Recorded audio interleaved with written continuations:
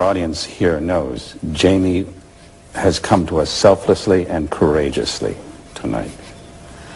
He was supposed to be here 10 days ago, but something happened. What happened?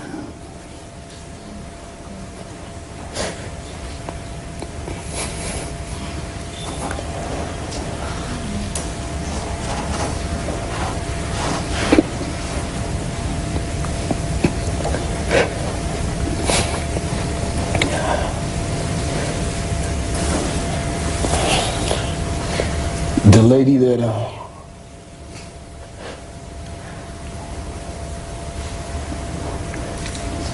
made all the tools,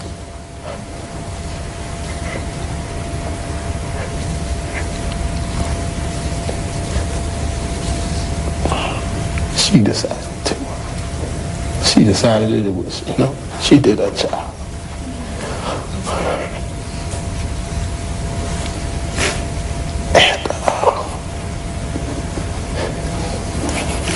She said, go ahead and she said, it's time, you do your thing. I gave you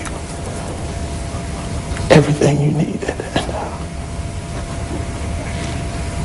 And I didn't want to do this, but I didn't want to just sit somewhere and just, let it stew.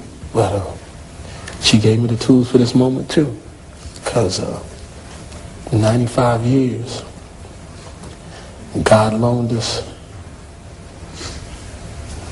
my grandmother to us for 95 years. And her beautiful contract is up.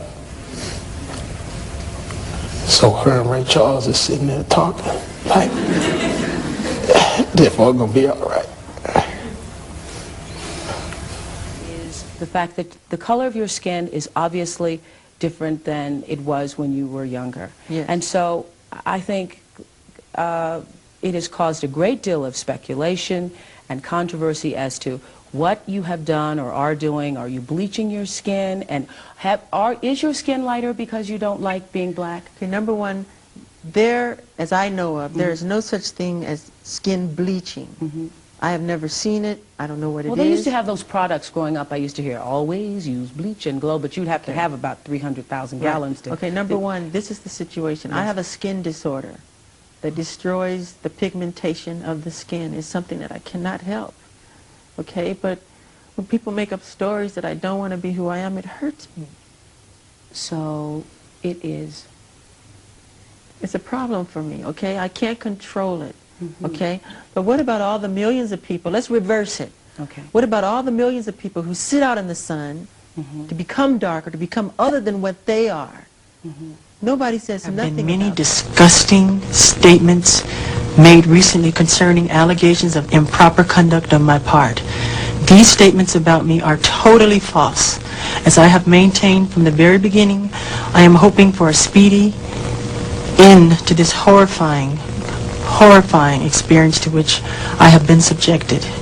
I shall not in this statement respond to all of the false allegations being made against me, since my lawyers have advised me that this is not the proper forum in which to do that. I will say that I am particularly upset by the handling of this mass matter by the incredible, terrible mass media.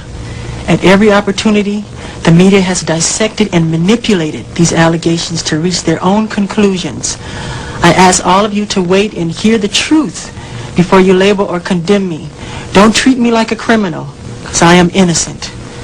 I have been forced to submit to a dehumanizing and humiliating examination by the Santa Barbara County Sheriff Department and the Los Angeles Police Department earlier this week. They served a search warrant on me which allowed them to view and photograph my body, including my penis, my buttocks, my lower torso, thighs, and any other area that they wanted.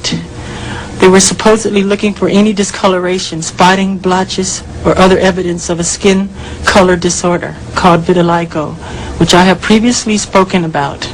The warrant also directed me to cooperate in any examination of my body by their physician to determine the condition of my skin, including whether I have vitiligo or any other skin disorder. The warrant further stated that I had no right to refuse the examination or photographs, and if I failed to cooperate with them, they would introduce that refusal at any trial as an indication of my guilt. It was the most humiliating ordeal of my life, one that no person should ever have to suffer. And even after experiencing the indignity of this search, the parties involved were still not satisfied and wanted to take even more pictures. It was a nightmare, a horrifying nightmare. But if this is what I have to endure to prove my innocence, my complete innocence, so be it. Throughout my life, I have only tried to help thousands upon thousands of children to live happy lives. It brings tears to my eyes when I see any child who suffers. I am not guilty of these allegations, but if I am guilty of anything, it is of giving all that I have to give to help children all over the world. It is of loving children of all ages and races. It is of gaining sheer joy from seeing children with their innocent and smiling faces. It is of enjoying through them the childhood that I missed myself. You don't know how long I have waited, and I was gonna tell you tonight, but the secret is still my own, and my love for you is still unknown. Alone, I never really cared until I met you, and now it chills me to the bone. How do I get you alone? How do I get you alone?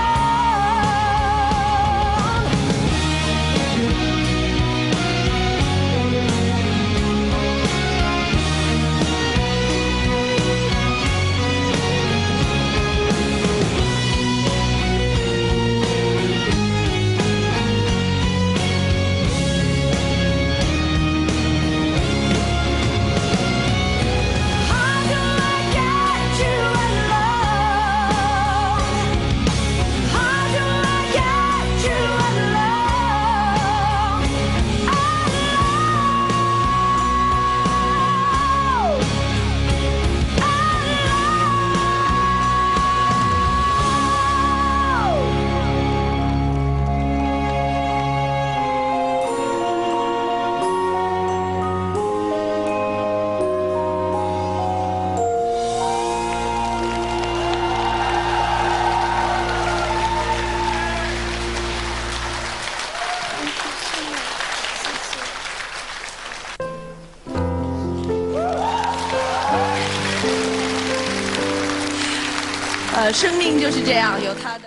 What'd you do about that?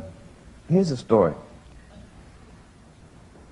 The film, the budget that we had for Malcolm X, everybody knew it was not adequate. We knew it, the bond company knew it, and Warner Brothers knew it.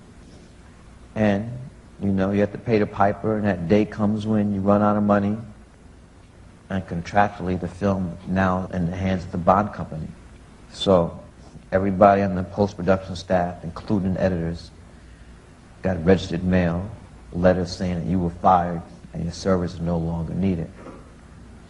So, in doing this film, I did a lot of research, and I tried to become a student of Malcolm, and Malcolm always talked about self-reliance, that black people have enough resources that we have to start relying on ourselves. So I made a list of all the prominent African Americans I could know. I could call on the phone and say, look, we need some money. So my first call was to Bill Cosby. Bill wrote a check. Then I called Oprah Winfrey. She wrote a check. Then I called Magic, he wrote a check. Then I called Michael Jordan, told him how much Magic gave.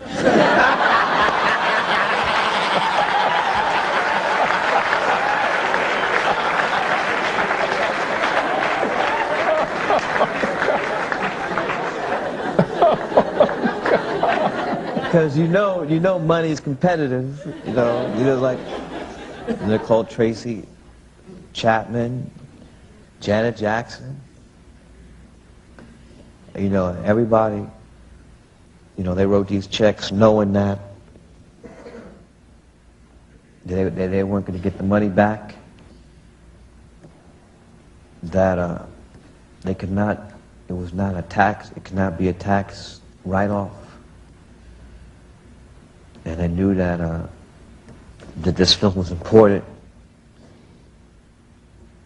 So they wrote the checks and said, Spike, make the film you want to make.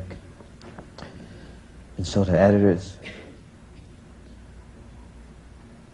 we were able to keep working, and Warner Brothers, they didn't know where the buddy was coming from, but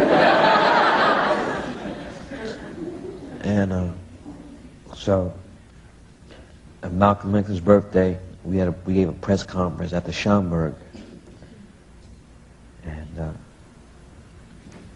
told the world, you know, where the money came from, and miraculously, the next day, Warner Brothers said, "Okay, we'll start we'll start funding you again."